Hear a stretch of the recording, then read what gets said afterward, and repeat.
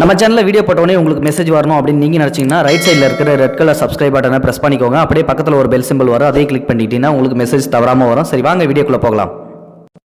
கேரள மாநிலம் திருவனந்தபுரம் பகுதியை சேர்ந்தவர் பெயர் தான் மாதவன். அவர் லாரி ஓட்டுநராக கிட்டத்தட்ட 15 வருஷமாக வேலை செஞ்சிட்டு இருக்காரு. மகள்களுக்கெல்லாம் திருமணம் செஞ்சு கொடுத்துட்டாரு. இவரும் தனியாக தான் வாழ்ந்துட்டு இருக்காரு, தன்னுடைய ஒரே ஒரு மகனுக்காக. இப்போவும் அயராது உழைச்சிட்டு இருக்காரு. மகனும் ஒரு வேலையில் தான் இருக்காரு, படித்து முடிச்சுட்டு.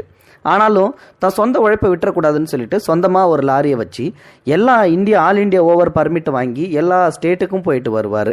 இதே தான் அவருடைய வேலையே. ஒரு நாள் லோடு எடுத்துட்டு நம்ம தமிழ்நாட்டுக்கு வரலாம் அப்படின்னு சொல்லிட்டு பாலக்காடை கிராஸ் பண்ணுறாரு. பாலக்காடை கிராஸ் பண்ணும்போது நள்ளிரவு ஒரு 11 மணிக்கு மேலே 12 மணிக்குள்ளே இருக்கும். ஆனால் அரௌண்டு 11:30 to 12க்குள்ளே இருக்கும்.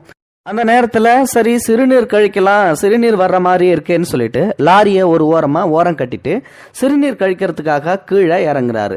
அப்போ இறங்கும்போது எதிர்த்தாப்பில் ஒரு லைட்டிங் தெரியுது. அந்த லைட்டிங்கு பிளிங்க் ஆகிட்டே இருக்குது. பார்த்தா காரு ரிப்பேரில் நிற்குது. அதுக்கு பக்கத்திலேயே 2 பொண்ணுங்க சைடில் நின்றுக்கிட்டு தவிச்சிக்கிட்டு இருக்காங்க. இந்த சைடில் ஏதாவது லாரி கிரி வந்துச்சுனாலோ இல்லை ஆட்டோ கிட்ட ஏதாவது வந்துச்சுனாலோ, அப்படி இல்லாட்டி காரு ஏதாவது வந்துச்சுனாலோ வழிமறிச்சு போகணும், இந்த நேரத்தில் நிற்கக்கூடாதுன்னு சொல்லிட்டு அதுவும் பயத்தோடு நின்றுட்டு இருக்காங்க. அந்த சமயத்தில் இந்த மாதவன் என்ன பண்ணுறாருன்னா, என்னாச்சுமா, எதுக்காக இந்த ஓரமாக நிற்கிறீங்க, கார் ரிப்பேர் மாதிரி தெரியுது, ஏதாவது ஹெல்ப் வேணுமா அப்படின்னு சொல்லி கேட்குறாங்க. அவர் கேட்கும்போது இவங்க 2 பேருமே மௌனமாக இருக்காங்க. உடனே இவர் புரிஞ்சுக்கிறாரு, நம்மளை பார்த்துட்டு இவங்க பயப்படுறாங்களாட்டுக்கு, அதனால் நம்ம இன்னும் கொஞ்சம் கேஷுவலாக பேசி பார்க்கணும். அம்மா, என்னை பார்த்தெல்லாம் பயப்படாதீங்கம்மா, நான் அந்த அளவுக்குலாம் ஒர்த் இல்லைம்மா அப்படின்னு சொல்கிறாங்க. சரி, என்னாச்சும்மா, கார் ரிப்பேர் தானே, இன்னும் ஒரு 3 கிலோமீட்டர் இங்கேருந்து போனால் அங்கே ஒரு மெக்கானிக் ஷாப் இருக்குது, அங்கே போனால் உங்களோட காரை சரி பண்ணி கொடுத்துருவாங்க. நான் வேணா உங்களை கூட்டிகிட்டு போயிட்டு அந்த மெக்கானிக்கை வேணா இங்கே அமுச்சு விட்டு உங்கள் காரை எடுத்துகிட்டு வர சொல்லட்டுமா, என் கூட வரீங்களா அப்படின்னு சொல்லி அந்த மாதவன் கேட்கும்போது அந்த டிரைவரை பார்த்த உடனே இவங்களுக்கு 2 பேர்த்துக்குமே பயமாக இருக்குது.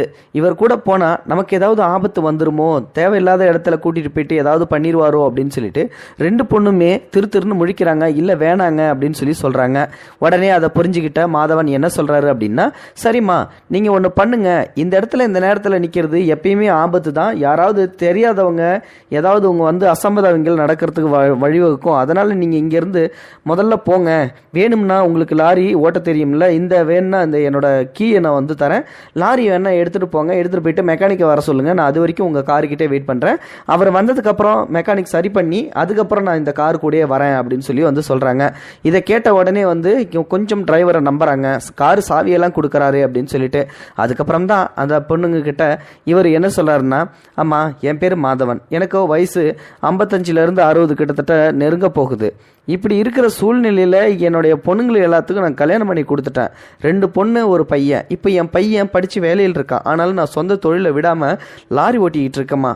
உங்களையும் என் பொண்ணு மாதிரி தான் நினைக்கிறேன், நான் கட்டி கொடுத்த 2 பொண்ணுங்க தான் நீங்கள் அப்படின்னு சொல்லிட்டு தான் நான் மனசார நினைக்கிறேன். அதனால் தயவு செஞ்சு என்னை தப்பாக எதுவும் நினைக்காதீங்க, உங்களோட நலனுக்காக தான் உங்களை நான் இங்கே விட்டுட்டு போய் உங்களுக்கு ஏதாவது அசம்பாவங்கள் நடந்துச்சு அப்படின்னா அது என்னுடைய மனசை உறுத்துமா, அதனால தான் இந்த நேரத்தில் உங்களுக்கு நான் இப்படி அட்வைஸ் பண்ணிக்கிட்டு இருக்கேன். தயவு செஞ்சு என் கூட வாங்க, கண்டிப்பாக உங்களை நான் எங்கேயும் கொண்டு போயிட்டு எதுவும் பண்ண மாட்டேன் அப்படின்னு சொல்ல உடனே இவங்களுக்கும் கண் கலங்கி போய் சரிங்க அப்படின்னு சொல்லிட்டு மேலே ஏறி தன்னுடைய அப்பா அம்மாவை நினச்சிக்கிட்டு அந்த லாரியில் ஏறி போகிறாங்க. அதுக்கப்புறம் அங்கே போனதுக்கப்புறம் அதே மாதிரி மெக்கானிக் ஷாப் வருது. மெக்கானிக்கு கிட்ட 3 கிலோமீட்டருக்கு அந்தாண்ட ஒரு கார் ஒன்று ரிப்பேர் ஆகிருக்குது. அந்த கார் சாவியோட கொஞ்சம் ரிப்பேர் பண்ணி எடுத்துடுவாங்க அப்படின்னு சொல்லி கூடவே இருந்து அந்த கார் ரிப்பேர் பண்ணி வந்ததுக்கப்புறம் அந்த ரிப்பேருக்கான காசையும் அவங்கள்ட்ட இருந்து அவங்க வாங்கி கொடுத்துட்டு அதுக்கப்புறம் அந்த பொண்ணுங்களை அங்கேருந்து காரில் டிரைவ் பண்ண சொல்லி அனுப்பிச்சு விட்டுட்டு இதுக்கப்புறம் டிரைவர் ஏறி அங்கேருந்து வராரு. மனித நேயம் அப்படின்றது பார்த்தீங்கன்னா மாதவன் கிட்ட ரொம்பவே அதிகமாக இருக்குது. இந்த சம்பவத்தின் மூலமா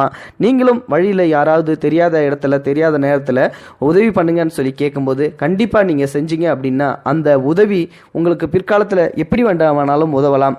இந்த வீடியோ பிடிச்சிருந்தா லைக் பண்ணுங்கள், உங்கள் ஃப்ரெண்ட்ஸுகளுக்கு ஷேர் பண்ணி விடுங்க, கூடவே நம்ம சேனலையும் சப்ஸ்கிரைப் பண்ணி விட்டுருங்க. தேங்க்யூ ஃபார் வாட்சிங். இது போன்ற செய்திகளை உடனுக்குடன் நீங்கள் தெரிந்து கொள்ள மறக்காமல் எங்களுடைய சேனலை சப்ஸ்கிரைப் செய்யவும், கூடவே பக்கத்தில் வரும் பெல் ஐக்கானையும் கிளிக் செய்யவும்.